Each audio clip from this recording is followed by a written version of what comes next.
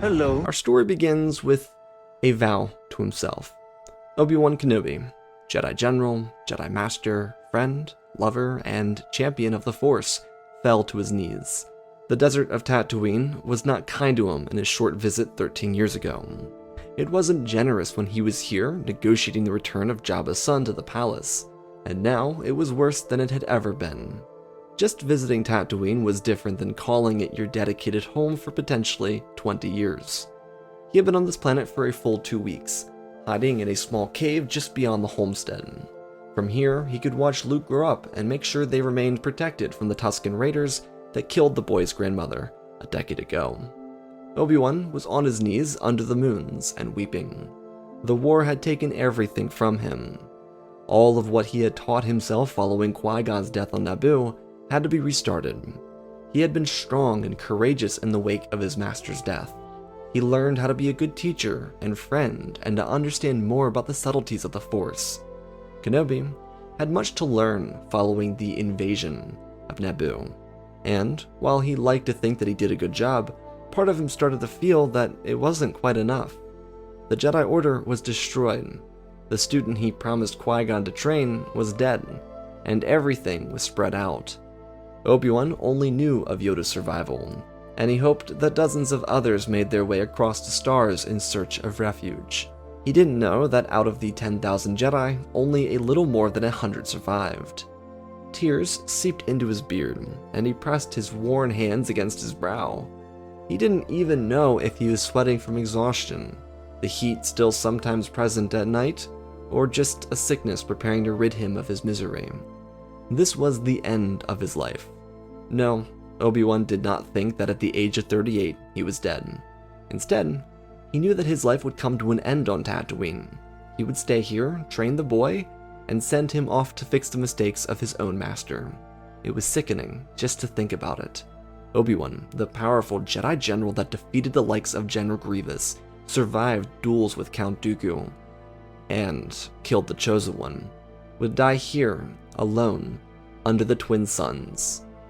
Obi-Wan turned to his side when the sound of pebbles hit the surface. His initial instinct was to reach for his lightsaber, but it was no longer attached to his belt. Kenobi's eyes watched the pebbles fall to the ground, the perfect number, just 5. He named them quietly to himself: Qui-Gon, Satine, Ahsoka, Padme, Anakin. Of course, he didn't know that his grand student survived the Purge, but he had come to the conclusion that she died, like everyone else had. If Windu could be killed, then it would be hard for anyone else of lesser skill to survive. Obi-Wan tried not to think of Ahsoka's final moments. He knew not what fate left her to become one with the Force, nor did he want to imagine it. In such a dreary state of thought, he considered an alternative. Obi-Wan's initial reaction to grab his lightsaber was a direct correlation to the destruction of the Jedi. The era of the Order was over, and they had done that to themselves in more ways than one. It wasn't easy to come to that conclusion, but after 14 full days without a soul to speak to, and nothing but nightmares to keep him company, he had found that to be the answer.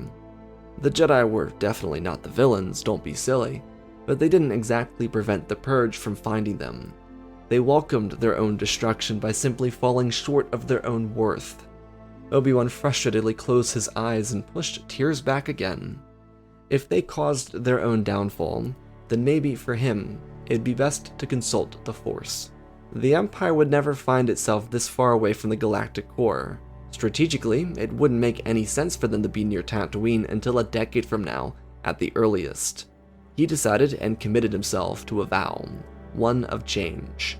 This was in essence a mimic of the barash vow that legendary Jedi Master Kirak and Phila had been on for well over a century. If Obi-Wan remained here on this planet, then he needed to connect to it. This wasn't just his subconscious calling him to action, but the very will of the Force. When morning came, after his tears dried under his baggy eyes and his sore bones pushed him off the stone he slept on, he started his journey. To take a barash vow in a desert as thick, hot, and cunning as Tatooine wouldn't be easy. One needed to have the strongest of minds, a central focus on where he was. Obi-Wan was going into his very soul to understand what the Force wanted from him. Yoda may have given him directions for watching the boy or lessons for communicating with Qui-Gon, yet none of them seemed appropriate. Luke would be burdened by his father's sins because his master wouldn't fix them, because they, of the modern times, couldn't be bothered to fight the darkness still rising, still in its infancy. Maybe, just maybe, fighting the darkness had alternative methods. Obi-Wan in this walked from his cave and into the desert.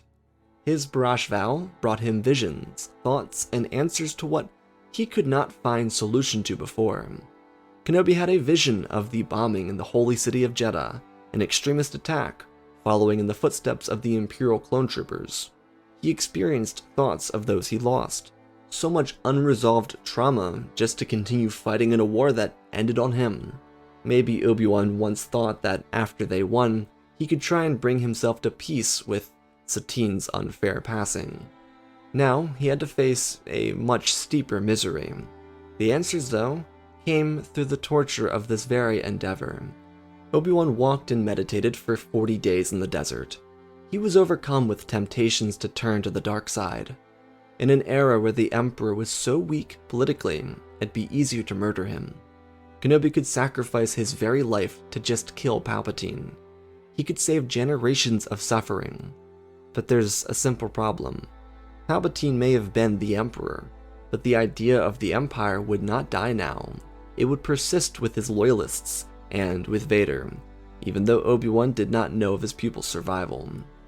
Once the suffering Jedi Master relinquished his temptation, he found himself inside deep and taunting messages from the past. As a youngling and then a Padawan, Obi-Wan frequently consulted the scripture of the Jedi Code. He believed that the answers to the universe came from those in the past.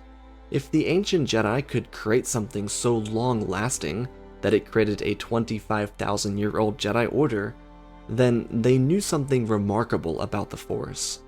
There were so many things that Obi-Wan learned and remembered but never applied. It's the tragedy of ingesting so much information. He could recite certain paragraphs in the old code, but never remember them beyond a few years. Now those words and sentences spun around inside his very head. There were certain lessons that became extremely applicable, but none other than the very teaching that made this 40-day journey worth it.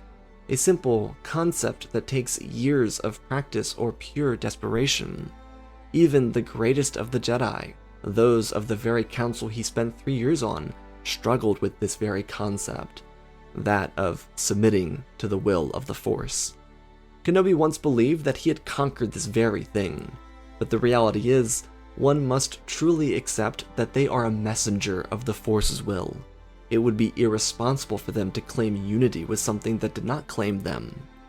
So, after his 40 days, Obi-Wan emerged, skin and bone, with a new perspective about everything. He lost his way. The war took everything from him that made him a true Jedi. Focus on his mortal powers or material needs had stripped him of the value he should have in the Force. The very need he had yet to satisfy was the life force that brought the galaxy together.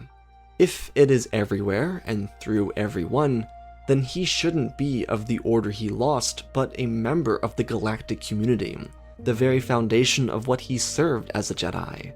The Sith had destroyed a variation of the Order, and he knew well enough that there'd been several iterations that had been reborn and destroyed again and again over the years.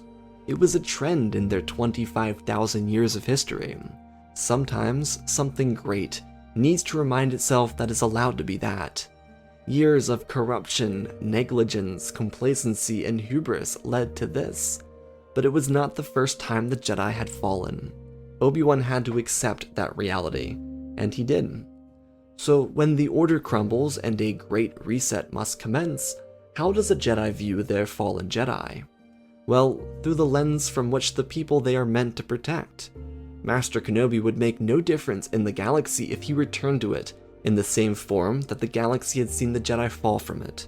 If he returned to them with a blazing lightsaber, a fighting demeanor, and an inability to rest his mind, then it would fail. The shroud of darkness covered the galaxy. If he returned with the same ferocity that allowed it to rise, then he would do nothing but damn the galaxy to a new dark age under the reign of the Sith. He did consider how this was different, and the Sith had never actually officially taken over the galactic government through lying, not that he knew at least. But he had to present himself with the calmest mind, just as the earliest teachings instructed him. A Jedi must have the deepest commitment, a most serious mind, a mind focused on where he was, what he was doing. Obi-Wan then confronted what ailed him throughout his time in the desert.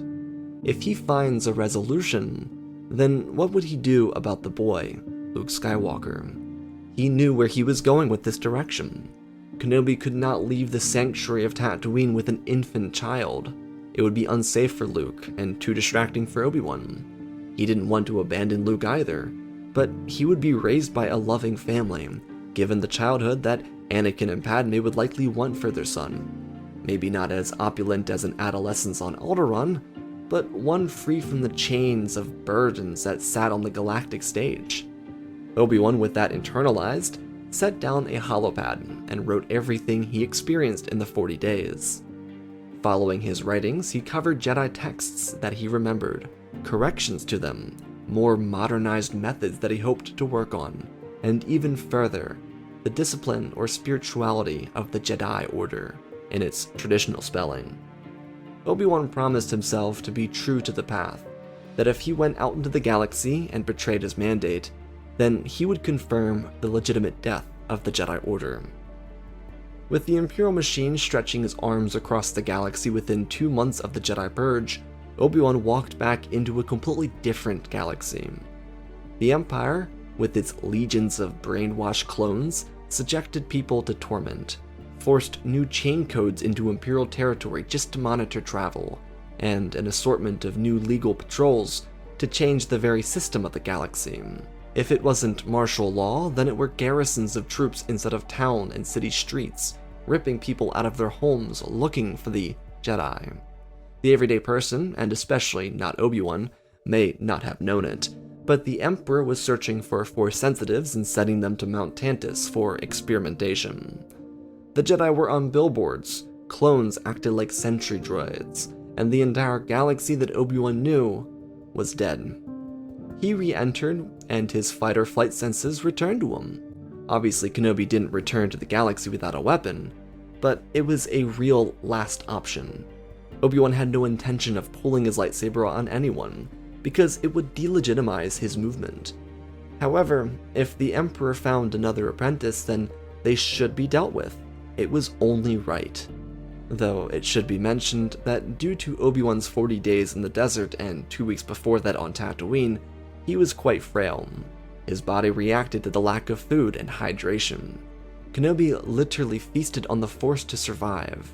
It was the life force of the universe, and he proved that through the deepest concentration, met with the furthest physical conditions pushed, that one could live off of the Force.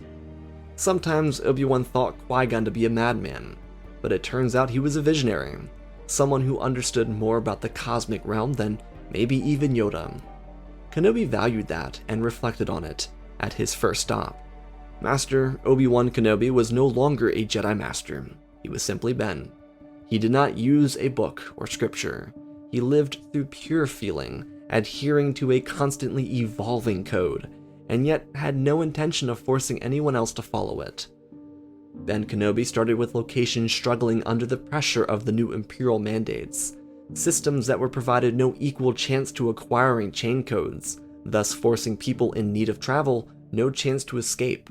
These were underground locations or industrial worlds forgotten during the war to prioritize the military-industrial complex.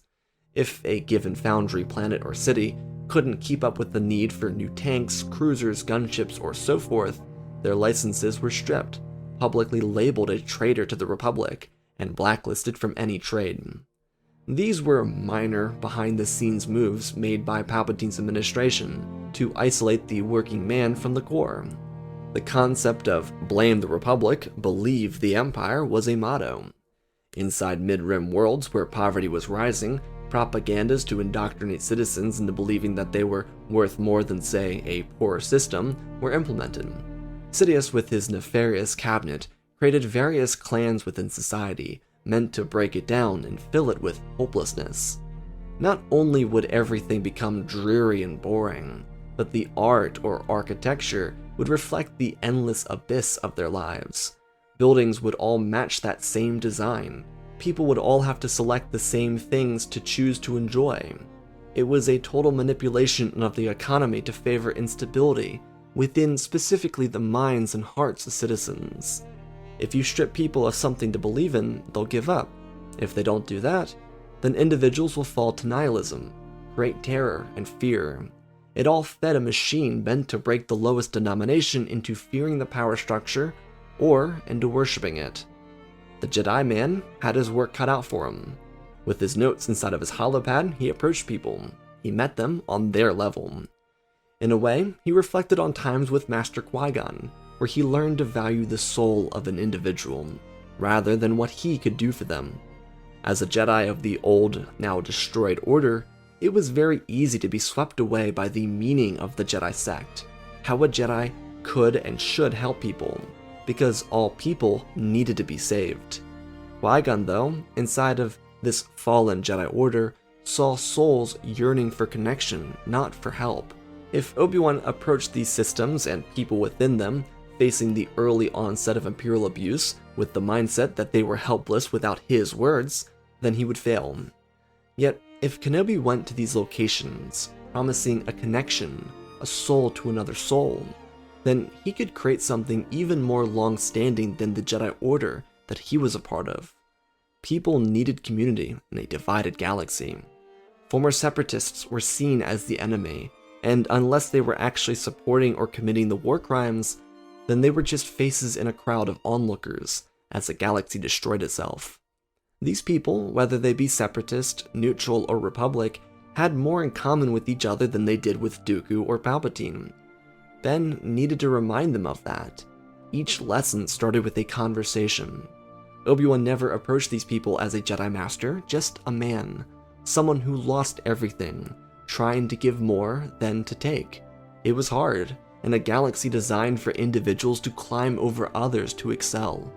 Ben made himself vulnerable, giving his entire essence over to strangers and allowing them to connect. See, beyond the mysticisms of the Jedi and their code was the Force.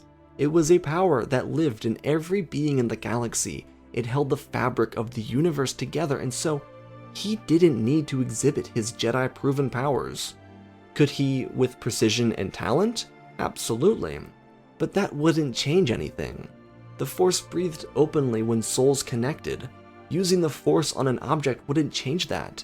Palpatine's divide of the galaxy split that, ruined connections, and turned a power for the Jedi into a weakness.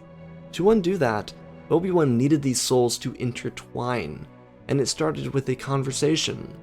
Following it, he would speak about the Force. He received various reactions to this, ranging from fear, disgust, anger, bewilderment, interest, smiles, thoughtful consideration, and hope. The very gift of the Force, hope itself. Did everyone appreciate Obi-Wan and what he offered? No. He was a missionary, in their eyes, someone as silly as the Guardians of the Whills on Jedha. People needed a material fix, because relying on some mystical power called the Force never did anyone anything good, certainly not the Jedi. Obi-Wan, as if he were painting a picture, helped each soul consider the alternative. When the individual becomes the community, then they are unstoppable. Togetherness breeds change. The Force was just a way to communicate, a lens to understand the cosmos, something that brought all the stars, quadrillions of people, governments, and societies down to one equal level. Every culture is different, every understanding of the greater galaxy varies, but once people stop seeing these as threats to themselves, and more as beauty, then perhaps there is a chance for community to overtake the broken system. However, all good things do not in fact last. Obi-Wan's Jedi Order had a growing following. People believed in Ben and in the unity, but darkness eventually caught on. While Obi-Wan spent the past several months, almost into a full year, building this new order, there was another movement growing. The Path was an underground network for the Jedi to use to escape the Purge, Inquisitors, and Vader. The Jedi were still being hunted, and it branched out to Force sensitives who showed signs. So many people neglected to care because if the Empire was persecuting Force sensitives, then that same type of oppression won't face them. It was a matter of being or not being, when in reality, everyone shared the Force. It was sad. They let tiny little words define what makes life valuable or not. If someone showed signs of using the Force, then allow the full might of the Imperial fist swing away. But everyone had it. Like having a heart or a soul, everyone had it. Yet people allowed words to dictate if they showed it or not. The Path drew attention, inadvertently, towards Obi-Wan's movement. This is where Kenobi faced several more temptations. He had the choice to pull his lightsaber, but he always found a means to using the Force to protect others. If a clone trooper showed hostility, he would use words rather than weapons. Sometimes he would be bashed by the back end of a blaster, but no one died, and that was victory enough for him. Ben never showed resentment towards the clones, and people respected his continuous perseverance. But the Path was not the problem, it was Vader. Ben never learned that his apprentice survived. It wasn't ignorance or neglectful. He just never paid any mind to the news. He knew his focus and where his mind needed to be. If Obi-Wan allowed all the outside noise to seep in, then he could lose track of his mandate by being overwhelmed by the sheer size of the Empire. Ben knew how brittle authority was, he trusted in that. Yet in his path of righteousness and freedom, a dark shadow trailed. Darth Vader, after nearly a full year inside of a suit, prepared himself for the rematch he deserved. But he didn't deserve it. He slaughtered for amusement, tortured for satisfaction, and the same continued to be true. He never felt the reward of the one answer he searched for. Even though Obi-Wan had no true location, no one ratted on him either.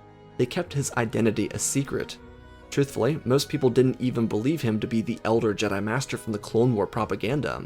This was partially due to how much wear and tear Obi-Wan took on in the past year of work. Truth be told, Kenobi had been using Force Heal to assist those who were left marred by needless assaults from the Imperial Gestapo. The temptation to return to the lightsaber nearly blinded Kenobi. It was like a shimmering light, something that continued to nearly impair him, because of how easy it would be to turn back to it. But he couldn't choose the easy path. He'd already made tremendous differences by simply connecting to others. He had to continue despite the difficulties it came with. As is the will of the Force, Ben was not immediately rewarded, at least not in the way he wanted, but in the radical demand for change he accidentally inspired, while he meant to. Darth Vader wasn't a secret anymore. His hunt for Obi-Wan Kenobi left a wake of destruction and no one saw the correlation. Ben eventually, after learning of his apprentice's survival, wept for an entire day and night. He then meditated for an equal amount of time, before finding a resolution through the Force.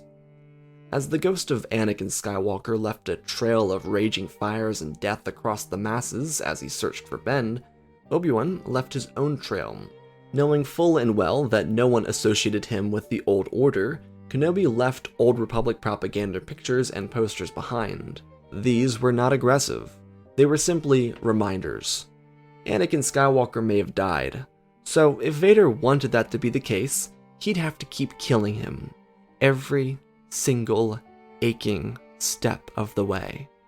This combination worked out in favor of Obi-Wan's reviving order. People died, yes, and it was tragic. These were martyrs though, unsung heroes that were sacrificed for the future of the galaxy. Ben's little trail of propaganda posters that showed combinations of Obi-Wan and Anakin, Ahsoka and Anakin, the three of them, or Anakin and Rex, were a reminder to Skywalker of what he destroyed. In his flagrant anger, he wiped out entire towns as a result. The Emperor's little pet, his secret enforcer, was no longer that. No one knew why Vader struck and killed where he did. people started to recognize that there was no real order, regardless of what the Emperor, the Senate, and the military said. Any number of incidents could be blamed on insurgents, but the truth still remained. The Empire was hunting down people for the sake of doing it. Ben Kenobi's refusal to use a lightsaber is exactly why this worked. If he had turned around and fought Vader, he may have won, yeah. He might have killed Darth Vader, and even a few Inquisitors while he was at it. But just like the concept of killing Sidious himself, it changed nothing. Sadly, while it did cost sentient, innocent lives, this strategy forced the people of the galaxy to see the Empire for what it really is. Hard believers in the cause had to question their loyalties because this type of merciless slaughter wasn't the Empire they believed in. Of course, there were the psychos that didn't care about loss of life or torture, but despite what the Emperor's media machine pumped out into the HoloNet, that wasn't most people. Obi-Wan believed in a united galactic community, an idea that people wanted to believe in the good of others. So, with the Emperor's enforcer losing his mind every time he saw a shadow that resembled his old master, more people flocked to the idea that the Empire was not their government, it was not just. The beauty of it is that this transpired across the galaxy. It wasn't just in poor industrial towns of outer Imperial territory. These were feelings shared deep inside the core, through the inner, mid, and outer rims. People were sick of the needless killing, the needless ransacking, the needless captures. Part of Kenobi's success with this strategy came with his small collection of apostles. There were 47 in total, and they continued to preach what he believed. Ben only allowed individuals in if they truly understood the movement he was creating. This was not for the faint of heart, or for the revenge-filled mind. This path was only for the serious. As he had stated earlier, a Jedi must have the deepest commitment, a most serious mind, always focused on where he or she were. These lessons resonated with the 47 followers of Kenobi. They helped him create these little reminders for Anakin as he followed them. Some of these apostles were once Jedi inside the Old Order, while others were simply people fresh off the street, inspired. It was nice in Obi-Wan's mind. He was able to mend the past with a new approach to something that should have never fallen so far. Even though the Jedi monks sent Vader into a tailspin of rage, the Emperor was getting pushed to a limit. See, after a full year of making connections, bringing people together, and then uniting them under the banner of fear, Ben's sect looked improbably perfect. They could do no wrong in the eyes of the public, because they took care of people who needed them. They weren't motivated by credits or their own egos, and every time Vader struck, they returned to help the community. And you know what was beautiful? Because the Jedi sect formed by Ben and his 47 apostles was so deeply intertwined with these communities, they never turned on the monks. No one blamed them. When only a year and a half beforehand, the old Jedi Order would have been seen as the hands-down causation for all of this suffering. It was a movement that swept across Imperial territory, and it wasn't only felt by the people, but also by the clones. By this point, Tepoka City had been sunk into the seas of Kamino. The Imperial Stormtrooper was born, and the effects of Order 66 were quickly fading. Clones who liberated a galaxy were following an enforcer who seldomly took orders from the Emperor himself and did whatever he could to reach the ghost of a Jedi that was dead. No one believed Ben was Obi-Wan, because apparently the disguised name was just that good. And oh, more importantly, he didn't display any of the known traits of General Kenobi. For Ben, it was a little funny seeing himself personified as a villain during the Clone War, but it did prove something. There were always alternative means to fighting. He just needed to learn them, which he had. The rebel movement born out of Ben's Jedi Order wasn't really a rebellion. There was the Path with Jedi warriors from prior to the Purge, and Guerrera's guerrillas, but the true heart of rebellion came from the people. This was, in a way, Obi-Wan's intention, but not exactly how he planned it out. Though it should be said that, with his continuous meditations and rapid growth in the Force, he knew the end of the road was coming for him. As a true Jedi, he needed to be ready to accept his fate, and know that regardless of what he wanted, Vader would eventually catch up with him. Until that moment came, though, he planned to continue serving the galactic community. It would take months for Vader and Ben to cross paths. While Sidious grounded his student, a trail so clear revealed itself, and he took it. Lord Sidious, the Emperor, planned an execution for his student upon his capture. Vader had become a burden to the Empire, and in its early development into a true galactic government, Vader weakened it by killing so many people needlessly.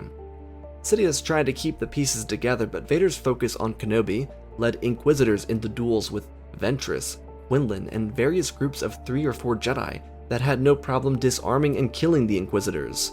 Vader didn't just weaken the vision of Imperial strength, he destroyed its reputation, made clones more susceptible to betrayal, and got most of the Inquisitor unit killed, breeding more disfavor towards the Empire.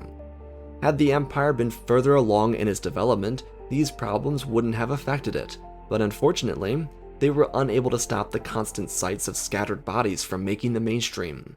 Ben and Vader met in the wake of destruction, a trail that led Vader to Obi-Wan's next destination, meaning he arrived before the monk or his apostles did. No one readied their lightsabers, no one even prepared for combat. They all just watched Ben wave his hand towards everyone. He walked out across to Vader, defenseless. Obi-Wan was much different than the last time Vader saw him. He was frail, more defined tonally, wearing much simpler clothes, and he did wear a thicker beard with longer hair. The Dark Apprentice spouted off some ridiculous sentiment about this being no true contest, but one that he would enjoy every moment of. Ben just frowned at his fallen student, still chasing a horizon that didn't exist. There were few words shared, some even calling for Anakin to return, but that only made the cybernetic monster angrier. People watched as the Jedi hero faced down the embodiment of darkness and fear. Clones behind Vader had their weapons trained on the old Jedi Master and those around him. Obi-Wan then spoke aloud one final time. He offered his former student a chance for recourse, a chance to become more than he was now. Vader's lightsaber at that bursted out with a vicious growling hum. Ben nodded, shedding his overrobe down to a simple tunic that wasn't much thicker than a piece of paper. The creator of the new Jedi Order crouched down on his knees and closed his eyes. He told Anakin that he loved him far more than anything he could do wrong. With the raise of Vader's lightsaber and the extension of Ben's arms into an open embrace, the Dark Lord swung his crimson lightsaber through Obi-Wan's body, and a burst of light filled the plaza where the two opponents stood. Vader fell across the surface of a cold world, rolling until he found his footing. Behind him, Obi-Wan still knelt on the ground, untouched. The Sith turned and whacked his lightsaber away at Ben's body, but every strike moved through his body, hitting nothing but air. Ben had clearly been consumed by the Force. He wasn't present. Vader tried to destroy his old master, but it did him no use, and he eventually collapsed under the weight of his own failure. Ben had outmastered him once again. There was nothing he could do but feel the same unrelenting rage that brought him to destruction on Mustafar. Kenobi was gone, and once Vader dropped to the ground of this barren world, he searched for an answer. A tiny owl flew past him, pointing towards a massive citadel. Vader recognized it, but he refused to, because the memory of this location belonged to Anakin Skywalker. He started his ascent up the stairs of the old building, now creaking and cracking under every footstep. Once he got to the inside, he found the dead body of the sun. It had been laid to rest at the center of the temple. Anakin did not remember it being here, and so he walked up to it, but before he could even reach it, the metal around him fell apart, and he dropped to the ground, defenseless. He had nothing but his torso to save him from whatever might be coming, but nothing did. Anakin sat as a shell of himself, looking up at the citadel that should have been his. He could have brought balance to the Force by joining the Father and taking his place. Here he would remain, unfulfilled, unsatisfied, and forever trapped in his own eternal purgatory, never to return to the living, a fate worthy of only someone who caused so much suffering to the innocents of the galaxy. In the plaza, where Obi-Wan apparently died, his eyes opened. He saw 5 figures surrounding him, The priestesses of the Force were once intertwined with the ancient Jedi Order. The mysteries of that Force once belonged to those that called themselves Jedi, because they actually believed in the mystical power, not politics. Ben Kenobi had resurrected that very belief, and the priestesses saved him, because all is as the Force wills it. These 5 ancient beings spoke to the Jedi. They told him that he had mastered harmony and balance within the Force. Obi-Wan felt a sense of peace wash over him. The priestesses said it in a way that sounded like it came from Qui-Gon, and it's because Obi-Wan finished what his master could not. In an age where Plagueis tried to manipulate the Force and Qui-Gon attempted to bond with it, only one who understands the Force can rise with it. Qui-Gon's very student had done what the Chosen One was supposed to do. This did not make Ben the Chosen One, rather a simple messenger, the one who brought intention and direction to people. Obi-Wan spoke briefly with his old master, before returning to the very place he knelt. For everyone who watched, only a single second passed by. They watched in fear as Darth Vader killed the person who gave them hope. Then, Vader was gone, sent to purgatory, where he would forever bask in his failure, while the master of harmony and balance remained. It was a miracle, something that would disarm the clones of their desire to target what they considered to be a deity, something that would inspire these quote-unquote rebels. Obi-Wan Kenobi had just started a new age of intrigue in the Force. Following his surprising survival at the hands of Darth Vader, the rebel movement formed because of the Dark Lord started to rise up. Ben Kenobi did not participate in the battles, skirmishes, or even in the victory. The old guard, the Sidiouses and Yodas, eventually would fade from the galaxy, Sidious being killed, Yoda never falling in line. Ben Kenobi, though, had no longer the taste for conflict, and thus only brought with him, and his ever-growing list of apostles, peace. Ben Kenobi wasn't just the figure that reintroduced the people of the galaxy to the new Jedi Order, but gave them the tools to believe again. The Force exists in everyone. It's the very heartbeat of the galaxy, and he reminded people that everyone was just that, people.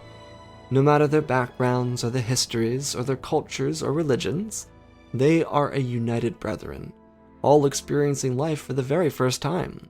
Ben gave that back to them. The old Jedi Order, just like the Sith, would fade from existence, so that the new cycle could begin. Perhaps this time, though, it could be different. While their father remained in purgatory, Luke and Leia grew up in a galaxy that changed the older they got. Before they reached early developmental studies, the Empire had fallen, Sidious was gone, and the clones were the actual heroes of a war. Bail Organa would raise the twins together following the defeat of the Empire, with the Lars, and provide specifically the twins a chance to grow normally as a family. Obi-Wan would not try and train them to be fighting, powerful Jedi. Instead, he would offer them a hand, a chance to find their own version of spirituality in the Force.